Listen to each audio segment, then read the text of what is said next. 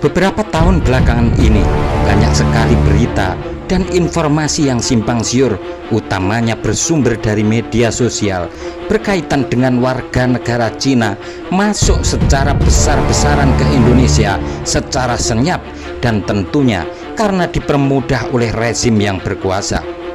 Pertanyaannya, benarkah itu semua? Untuk membuktikan kebenaran atas informasi tersebut, diperlukan keseriusan dari semua pihak untuk melakukan investigasi di lapangan.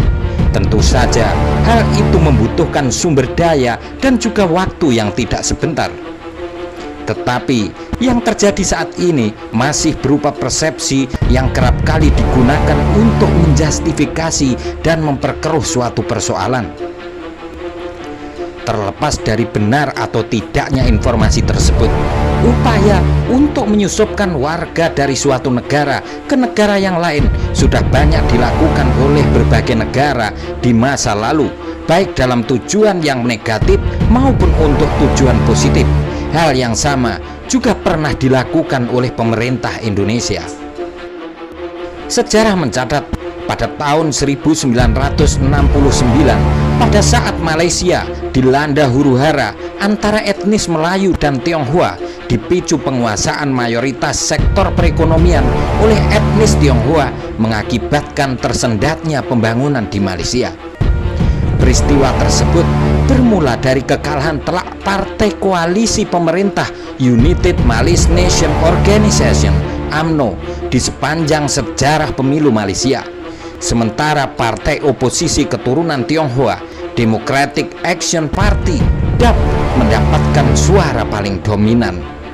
Pasca kemenangan partai DAP, etnis Tionghoa melakukan pawai secara besar-besaran dengan membawa sapu, perlambang bahwa mereka akan menyapu dominasi Melayu di tanah Malayan, tanah kelahirannya sendiri.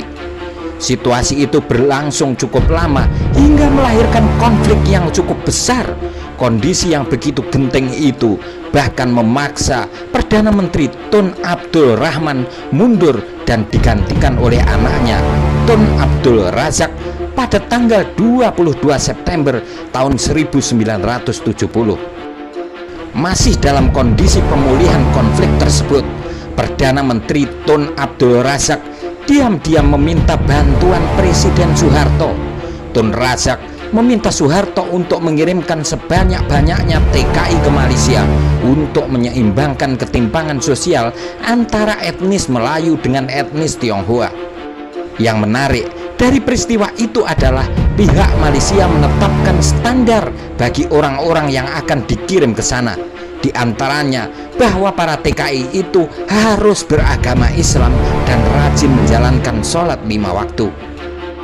Pengiriman TKI itu pun tidak boleh diketahui oleh rakyat Malaysia, begitupun oleh rakyat Indonesia. Operasi senyap itu berhasil dijalankan oleh Soeharto. Kilas balik dari peristiwa tersebut dapat dilihat di hari ini. Para TKI yang dikirim pada saat itu sekarang telah menjadi warga negara Malaysia. Bahkan banyak pula yang menjadi pejabat-pejabat di posisi strategis di negara itu. Tetapi yang menjadi penekanan di dalam konten ini adalah bahwa pasca pengiriman TKI dari Indonesia tersebut, partai oposisi keturunan Tionghoa, Democratic Action Party (DAP), tak pernah lagi dapat mengulang kegemilangannya, tidak pernah lagi menjadi pemenang sampai 38 tahun berikutnya. Bila peristiwa sejarah tersebut kita tarik ke dalam konteks Indonesia saat ini, maka kita akan mengatakan bahwa apa yang menjadi kekhawatiran sebagian besar rakyat Indonesia, sebagaimana yang telah menjadi pembuka video ini, adalah sesuatu yang wajar adanya, bahwa ribuan atau bahkan jutaan TKA Cina yang berbondong-bondong masuk ke Indonesia itu membawa misi tertentu. Meskipun ada kesamaan, tetapi banyak sekali perbedaan yang dapat kita temukan. Berkaca pada sejarah Malaysia, para TKI yang dikirim oleh Soeharto bukan untuk menyapu dominasi etnis Melayu, melainkan justru ditujukan untuk semakin memperkuat posisinya guna mengimbangi etnis Tionghoa yang menguasai semua sektor khususnya sektor perekonomian dan juga dominasi politik.